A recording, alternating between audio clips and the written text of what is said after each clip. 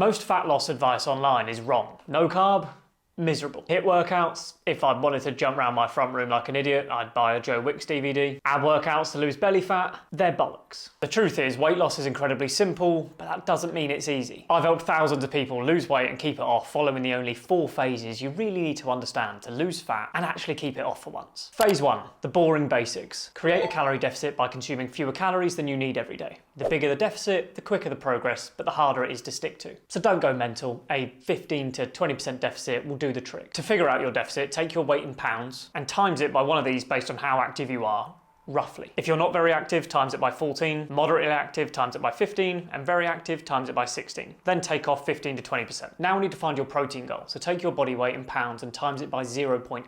If your body weight is particularly high right now and that's kicking out a mental number, do your ideal body weight instead. If you're within 5 to 10% of that most days, that's all right. The goal here is not to be perfect. Step 2, movement. Not mental exercise, just the basics of walking. Check your phone for your average steps. If it's not a minimum of 8,000 a day, add 1,000 every couple of days until you get there. There's nothing magic about the 10k steps number that gets thrown around, but the more walking you do, the more energy you burn, the more food you can eat and still lose weight. Step 3, your mindset. Weight loss is not linear. You are not going to see progress every single week on the scale, and it's important that you accept that early on so that you don't freak out when it eventually happens. If you are consistent with your calories, your protein and your steps, you will be losing fat and it will reflect on the scale in time. Your goal is to concentrate on delayed gratification. Short term, we're going to do all these things because they make us feel great and they're improving our health. Long term, we're losing fat, the main goal of all of this. And in the moments where it gets really tough, which it will, think about why you're actually doing this. Because it probably isn't to just fit into a smaller bikini.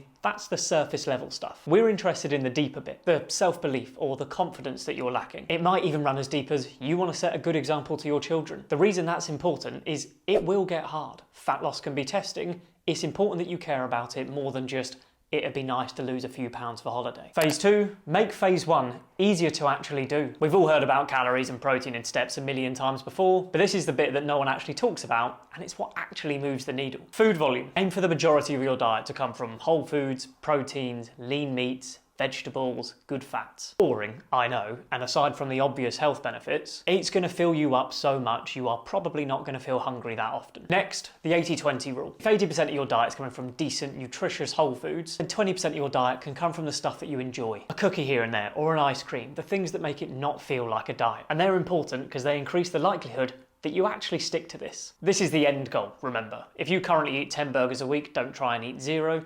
Maybe start with 8 and we'll see how you get on for the next week. Water. Look, I'm not your dad. Feels a bit weird telling you to go and drink some water, but I am going to tell you to go and drink some water. I need you to be hydrated. If you're dehydrated regularly, which most people are, you will feel like shit. And when you feel like shit, you make worse decisions. You'll notice as we go through, half of the stuff I want you to do here is actually to get you to feel good. When you feel good, it's much easier to make good choices for yourself. So somewhere between 2 and 4 litres of water a day, you'll be all right. Sleep. Get 7 to 9 hours. Again, I'm not your dad. Feels a bit weird. If you're a parent and you can't do that, you'll just have to skip this one and forego it. And this is for the same reason as the water. I promise you, dieting is much less shit when you don't feel terrible every day. Phase 3, how to handle a plateau. There will come a point where your fat loss slows down. That's not a failing, that is literally just how our bodies work. You haven't reached starvation mode because that's not real. But 2 things happen when you start dieting. As time goes by, your body will gradually burn fewer calories. You might notice yourself nodding along to music a bit less, or even just feeling a bit more lethargic in the evenings and not getting up to make yourself a drink. It doesn't have as big of an impact as people think, but it does still matter. Not as much as number 2. You lost weight. When you were, say, 80 kilos,